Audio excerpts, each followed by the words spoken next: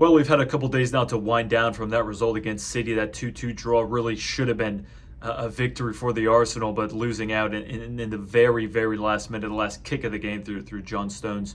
I'm still so annoyed by that result, and the 10v11, the 10v12 for the better of 45 minutes against the best team in the world, the best coach in the world, Dell got the best players, all of that, and yet we went toe to toe with them defending, like I'd never seen before.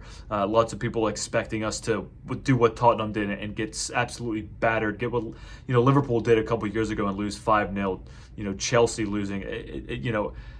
This is not the old Arsenal, and we have Mikel Arteta to thank for that. There's no more rolling over and showing our belly.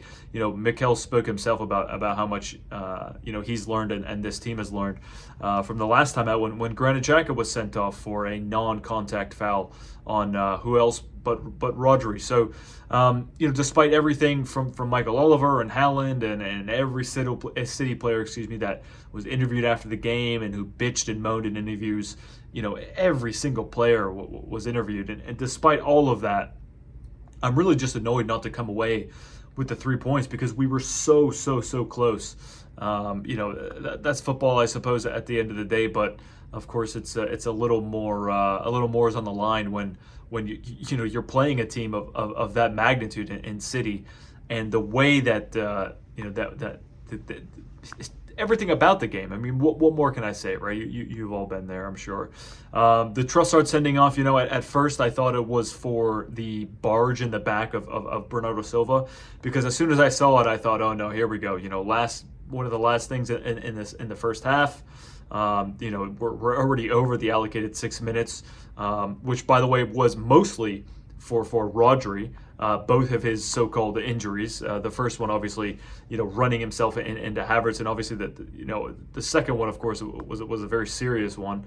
So the fact that Michael Oliver decided to give all of that extra allocated time just for City while they're in possession, I think is also laughable. And but Trossard was sent off for kicking the ball away. So less than half a second from when Michael Oliver blew the whistle to when Trossard kicked it, by the way, towards Martinelli, who could have possibly been on the break.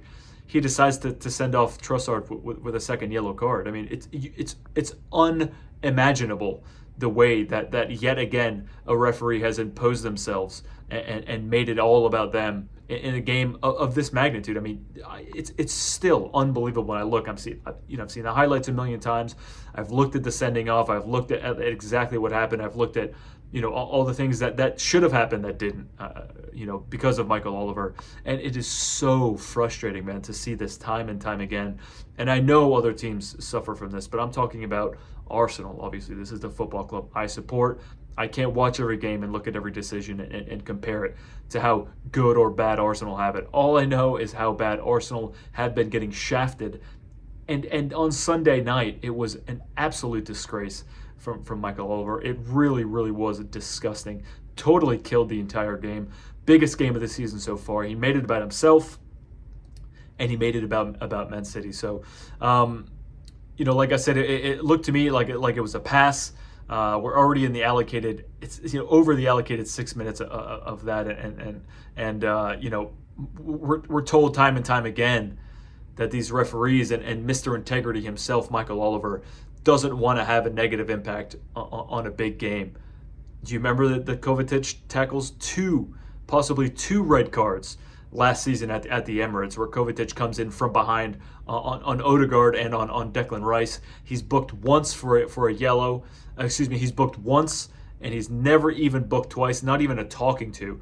No, Michael Oliver wasn't talking to the captain Odegaard at the time, well, partly because he was on the ground holding his ankle. And he refused to talk to any Arsenal player, and he just shooed them away. And it's just, it's very, very tiring when it keeps happening. Now, I can't prove there is bribery or corruption or anything like that, but it is a pattern now that is happening against Arsenal, specifically against Arsenal with Michael Oliver. He's refereed 47 games for City, not a single red card. He's never given a red card to Manchester City. He's refereed 60 games, if I'm not mistaken, for Arsenal. 7 red cards he's handed out to Arsenal. Now, to play devil's advocate here a little bit, there is always going to be a referee, for specific clubs who has given out whatever it is, more fouls or more penalties. That's just the way it's going to happen. But this is excessive, extremely excessive in my opinion. Like I said, I'm trying to play devil's advocate here a little bit, but at the end of the day, Oliver made it about him, and he made it about the City. And the City players are surrounding him after every single foul, after every single blow of the whistle. We're told about the letter of the law, but the letter of the law only seems to apply when it's Arsenal. When it's Arsenal fouling, when it's Arsenal kicking the ball away, when it's Arsenal players surrounding the referee looking for an explanation. I mean, these referees don't even have the balls to be a man and to either talk to the captain or talk to somebody, but they just run around in circles away from players. And they book players for dissent if they question it, and they book players for all sorts of things. When I keep saying they, I mean Oliver specifically, and this Sunday game specifically. But of course, it happens everywhere. We have journalists blaming Thomas Partey for the Rodri injury. There was hardly even a shoulder to shoulder. His knee obviously hyperextended, and he injured himself that way. Havertz is being blamed for Rodri jumping into his path, within 3 seconds of the game. We've got fans saying the same. We've got pundits saying the same. That for years, how long do we hear that Arsenal were weak? That Arsenal had no cojones, right? That we got bullied, and yet this season we've seen our players kicked. We've seen our players choked.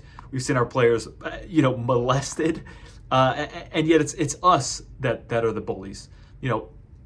For years we were called soft. We saw our best players get sold. We had no underbelly.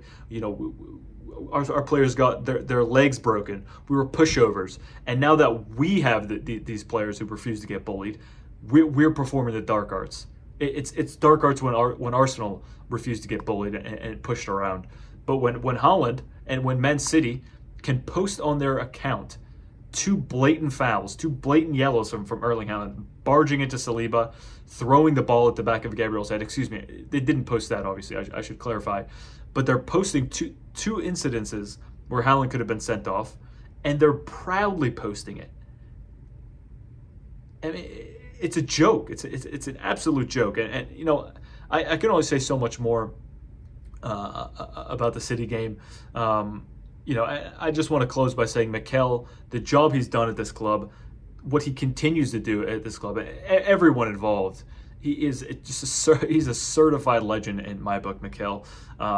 Where he's taken us from, the trajectory of where we're going still, to have the City players rattled as they are, all these fans, to not be able to beat a 10-man team at home. Clearly we're on the right path, and we've been on the right path for quite a while now. And I'll tell you what, I've never looked forward to having City, looking forward to having City at the Emirates this much. I mean, it's been a very long time since I've genuinely, I can't wait for this, because it is going to be an absolute bloodbath. So, guys, that's it for me. Thank you very much for watching. If you made it this far, I do really, really appreciate it. And I'll see you when I see you.